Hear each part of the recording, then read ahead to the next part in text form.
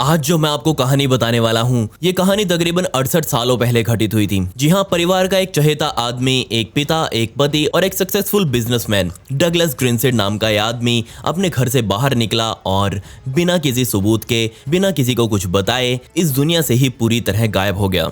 आप सोच भी नहीं सकते इसके परिवार का दुख दर्द कितने दशकों तक चलता रहा। वो उसके लिए रोते रहे और फिर दशकों का समय बीता और तब इस परिवार को इस आदमी की असल सच्चाई का पता लगा। और जब उन्हें पता लगा तो उन्होंने अपने पिता और पति को पाने के लिए क्या कुछ किया, चलिए आप भी देखिएगा। जी हाँ दोस्तों, मेरा नाम है विकी और आप देख रहे हैं मिस्टीरियस दुनिया का एक और बहुत कमाल का एपिसोड। इस वीडियो को एक लाइक दे दे और कमेंट्स में पिक में लिख दे ताकि कल की वीडियो में मैं आपको शाउट आउट दे दूं। 1968 का वो एक दिन था जब डगलस नाम का ये बंदा अपने घर से अपनी पत्नी को किस करके अपनी दोनों बच्चियों को बहुत सारा प्यार देकर अपने घर से बाहर निकला और ये कहकर निकला था कि वो कुछ दिनों के लिए जंगल में शिकार पर जा रहा है, जल्दी ही वापस लौट आएगा। उसकी पत्नी और उसकी दोनों बेटियों ने उसे बहुत आराम से जाने दिया क्योंकि ये बिल्कुल उनके लिए आदत बन चुकी थी। जी हाँ, इससे पहले भी डगलस बहुत बार शिकार पर जाता था और कुछ ही टाइम बाद या फिर कुछ ही दिनों बाद हम कहें वो वापस घर आ जाया करता था। लेकिन अब की बार एक हफ्ते से भी ज्यादा का समय बीत चुका था, डगलस अभी तक घर नहीं आया, जिस वजह से उसकी पत्नी बारबरा बहुत ज्यादा चिंतित हो गई क्योंकि आज से पहले डगलस कभी इतने ज्यादा समय के लिए शिकार पर नहीं गया था। उसने आस पड़ोस में भी इसके बारे में बात करी तो लोगों ने कहा कि कुछ दिन और इंतजार कर लेते हैं, जिसके बाद पुलिस को इसके बारे में खबर दे देंगे अगर वो नहीं आया तो। 2 के भी 3 हफ्ते बीत गए लेकिन डगलस अभी तक घर नहीं आया, जिसके बाद रोती हुई बारबरा ये समझ चुकी थी कि वो अब और ज्यादा इंतजार नहीं कर सकती और वो तुरंत पुलिस के पास पहुंची। पूरे शहर में डगलस की एक अलग ही पहचान थी। सभी उसे परिवार से जुड़ा हुआ व्यक्ति मानते थे। अपने परिवार के लिए वो दिन रात मेहनत करता था, कमाता था, अपने बच्चों को अच्छी परवरिश दे रहा था। कोई भी ये सोच नहीं सकता था कि वो ऐसे घर से भाग जाएगा। साथ ही सभी को ये भी पता था कि वो एक अच्छा शिकारी भी है और उसे जंगल में रहने का तजुर्बा है। तो ये बात किसी के दिमाग में ही नहीं आ रही थी कि उसे कुछ दिक्कत हो सकती है या फिर वो कोई दिक्कत में पड़ सकता है। देखते ही देखते ना सिर्फ पूरा शहर बल्कि पूरे शहर की पुलिस फोर्स और कुछ कैदियों को भी इस सर्च अभियान में लगाया गया। सिर्फ और सिर्फ डगलस को खोजने के लिए जंगलों को तलाश किया गया। हर एक बिल्डिंग शहर की छानी गई लेकिन किसी को कुछ मिला नहीं।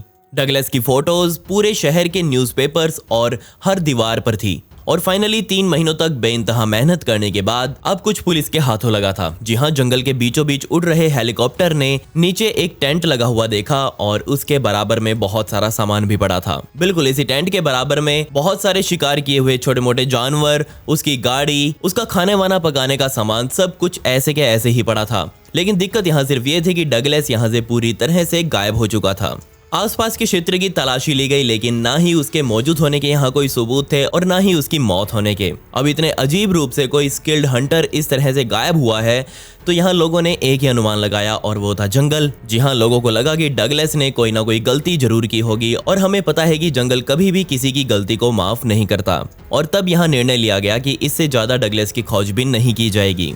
यहाँ नोट करने वाली बात यह है कि पुलिस और बाकी सभी लोगों ने अब डगलस की तलाश को बंद कर दिया था, लेकिन डगलस की पत्नी बारबरा थी जो ये बात मानने को तैयार नहीं थी कि उसका पति गायब हो गया है या फिर मर गया है या फिर कुछ भी हुआ हो। उसने अपनी खुद की जांच जारी रखी। उसने खुद के प्राइवेट डिटेक्टिव हायर किए और बहुत सालों तक जब भी दरवाजे पर कोई डोरबेल बजती तो वो तुरंत भागकर यही देखने जाती कि क्या पता दरवाजे पर डगलस खड़ा हो। जब भी घर के बाहर से कोई गाड़ी वगैरह निकलती तो बारबरा और उसकी दोनों लड़कियां तुरंत खिड़की पर जाकर देखती कि क्या पता उसके पिता वहां आए हों, लेकिन वो हमेशा गलत थे। जिस समय डगलस गायब हुआ उस समय उसकी बड़ी बेटी की उम्र 13 साल की और छोटी बेटी की उम्र सिर्फ 11 साल की थी। कुछ महीनों तक इंतजार करने के बाद बेचारी बारबरा भी अब थक चुकी थी ये देख देख कर कि डगलस का कोई अता पता नहीं लग पा रहा है। तो उसने मजबूरन डगलस का बिजनेस जो था उसे बेच दिया और उससे आए हुए पैसों से वो अपने माता पिता के घर के पास ही एक दूसरे घर में शिफ्ट हो गई। वहाँ उसने अकाउंटेंट की जॉब करनी शुरू कर दी। यहाँ रहते हुए भी अपनी नई जिंदगी की शुरुआत करने के बाद भी वो डगलस का इंतजार कर रही थी। तकरीबन 7 सालों का इंतजार लगा पुलिस को ये केस क्लोज करने में और जैसे ही ये केस क्लोज किया गया तुरंत पुलिस ने डगलस का डेथ सर्टिफिकेट बनाकर बारबरा को दे दिया। बारबरा उस सर्टिफिकेट को लेकर सरकारी दफ्तरों में गई जहां उसकी पेंशन वगैरह बांध दी गई और कुल टोटल 50 सालों के भीतर बारबरा को पेंशन के रूप में तकरीबन $87,000 और उसकी बेटियों को कॉलेज और ट्यूशन की फीस के रूप में $22,000 मिले थे। बारबरा ने कभी अपनी दूसरी शादी नहीं की, लेकिन बजाय शादी के वो तो अपने डगलस के ही इंतजार में लगी रही। आने वाले बहुत से सालों तक वो लोगों से इस इंसिडेंट के बारे में बातें करते और पूछते कि हमारे पिता या फिर पति के साथ आखिर हुआ क्या होगा, आप सोच कर देखिए। बेशक यहाँ तक पहुँचते वैसे तो ये कहानी खत्म हो जाती है, लेकिन आपने सही गैस किया, ये कहानी यहीं से एक बहुत सटीक मोड़ ले लेती है। तो समय में वापस पीछे चलते हैं और बात करते हैं सन 1969 की ही, जब एक आदमी सरकारी दफ्तरों के चक्कर काट रहा था और बोल रहा था कि उसका नाम रिचर्ड मॉर्ले है और उसने अपना आइडेंटिटी कार्ड खो दिया है और उसे अब अपना आइडेंटिटी कार्ड नया बनवाना है। जल्दी ही उसकी एप्लीकेशन पर उसे नया आइडेंटिटी कार्ड वगैरह मिल गया। यहाँ तक भी सब कुछ ठीक था। डगलस का सच कभी सामने नहीं आ पाता अगर असली रिचर्ड मॉर्ले की असली वाइफ सामने आकर सब कुछ नहीं बताते तो। जी हाँ, उसका पति बहुत समय पहले मर चुका था और अपनी खुद की नौकरी की वजह से वो पेंशन वगैरह सरकार से नहीं ले पा रही थी। लेकिन जब वो नौकरी से रिटायर हुई तो उसने सरकारी दफ्तरों के चक्कर लगाने शुरू किए और कहा कि अब उसे विधवा पेंशन और बुढ़ापा पेंशन दोनों चाहिए। लेकिन यहाँ पर उसे सरकार की तरफ से एक बहुत ही अजीब रिप्लाई मिला, जी हाँ, जिसमें कहा गया था कि आप कौन सी विधवा पेंशन की बात कर रहे हैं, आपका पति तो जिंदा है और ना सिर्फ जिंदा है बल्कि वो तो हंसी खुशी रह रहा है और सरकार को टैक्स तक दे रहा है। जी हाँ, वो समय मई 2015 का था जब रिचर्ड मॉर्ले की पत्नी को ये सब पता चला कि उसका पति तो मरकर भी जिंदा है।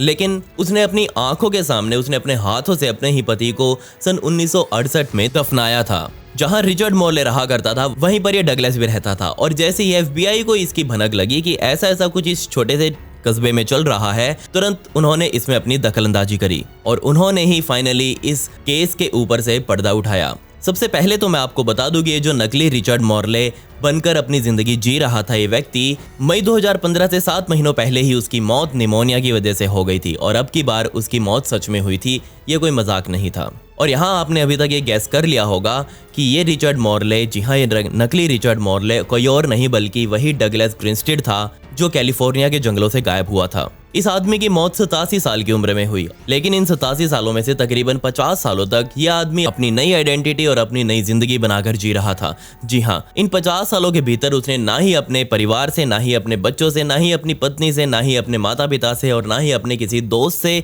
एक बार भी संपर्क किया। लेकिन यहाँ असल में हुआ क्या था और डगलस असल में गायब हुआ ही क्यों? तो चलिए मैं आपको इस पहेली से बाहर निकालता हूँ। ये सच में बहुत उलझनों भरा है, तो जरा ध्यान से समझिएगा। अपनी मौत से तकरीबन 7-8 दिनों पहले डगलस ने एक लेटर लिखा और ये लेटर किसी एक के नाम नहीं बल्कि पूरी दुनिया के नाम था, जिसमें उसने लिखा था कि मेरा आज का नाम रिचर्ड मॉर्ले है, लेकिन ये आइडेंटिटी मैंने किसी की चुराई है। मेरा असल नाम डगलस ग्रिंस्टेड था और यही मेरी लीगल आईडी भी थी। ना ही मैंने मेरा कभी रिचर्ड मॉर्ले के नाम से बर्थ सर्टिफिकेट बनवाया और ना ही इसका कोई डेथ सर्टिफिकेट बनवाया जाए। जब FBI ने इसकी जांच की तो उन्हें पता चला कि डगलस का जो ताबूत बनाने वाला बिजनेस था उसी के अंदर ये बंदा एक क्लाइंट था। जी हाँ, रिचर्ड मॉर्ले डगलस का ही एक कस्टमर था जिसे वो ताबूत बना कर बेचा करता था और डगलस वहां से गायब होकर इंतजार कर रहा था अपने ही छोटे से शहर में किसी के मरने का जिसकी आइडेंटिटी वो चुरा सके। और सन 1969 का समय आ गया जब उसे पता चला कि उसके शहर में रिचर्ड मॉर्ले नाम का एक बंदा, यानी कि उसका ही क्लाइंट मर चुका है। तो उसने सोचा कि इसकी आइडेंटिटी चुराना सही रहेगा। उसके मरते ही वो सरकारी दफ्तरों में पहुंचकर उसकी आइडेंटिटी बनवा लेता है और खुद को रिचर्ड मॉर्ले दिखाता है। लेकिन ये सब उसने किया क्यों? तो जवाब था अपना असल प्यार। जी हाँ, वैसे तो कहने में उसकी पत्नी थी, 2 लड़कियां थी, लेकिन वो प्यार किसी और से करता था और वो लड़की कोई और नहीं बल्कि उसी के घर से 3-4 घर छोड़कर वहां रहा करती थी। और जब डगलस गायब हुआ और पूरे शहर ने डगलस को ढूंढना शुरू किया तो यकीन मानिए वो लड़की भी जी जान लगाकर डगलस को ढूंढ रही थी। ये दिखा रही थी कि वो डगलस के खो जाने से बहुत दुखी है और किसी को भी उस पर कोई शक नहीं था कि उसे पता होगा डगलस कहां पर है। लेकिन उसके गायब होने के सिर्फ 3 हफ्तों बाद ही वो लड़की भी वहां से गायब हो गई। अब तब के जमाने में ना ही कोई मोबाइल वगैरह हुआ करते थे, ना ही कोई ऐसा साधन था जिससे एक दूसरे से कांटेक्ट किया जा सके। तो पुलिस को भी ऐसा कुछ शक नहीं हुआ कि यहाँ 2 व्यक्तियों का गायब होने के बीच में कोई कांटेक्ट हो सकता है। पुलिस ने यहाँ पर जाकर डगलस के परिवार को, यानी कि उसकी पत्नी को और उसकी दोनों बेटियों को बताया कि आपका पिता और पति ना सिर्फ ठीक है बल्कि वो तो अपनी जिंदगी सही से अभी तक काटता आ रहा था, लेकिन उसकी पार्टनर यहाँ कोई और बन चुकी थी। वो लड़की डगलस के गायब होने के बाद बार बार बारबरा को आकर और उसकी लड़कियों के पास आकर उन्हें सांत्वना दे रही थी कि कोई बात नहीं, डगलस वापस घर आ जाएगा, आप टेंशन ना लो। लेकिन ये सभी बातें सुनकर बेचारी बारबरा पूरी तरह से टूट गई, क्योंकि वो अपने मरते दम तक अपने पति को सच्चा प्यार करती रही। लेकिन उसे नहीं पता था कि पिछले 50 साल से वो जिस व्यक्ति को प्यार कर रही है वो अपने दिल में किसी और को ही लेकर बैठा हुआ है। उसे समझ ही नहीं आया कि शादी के 15 साल उसके साथ बिताने के बाद डगलस ने ऐसा क्यों किया। लेकिन अभी भी एक बहुत बड़ा झटका बारबरा को लगना बाकी था। जी हाँ, जैसे ही सरकार को और अथॉरिटीज को ये पता चला कि बारबरा का पति तो जिंदा है, तो उन्होंने बारबरा और उसकी लड़कियों के नाम एक नोटिस जारी किया जिसमें लिखा हुआ था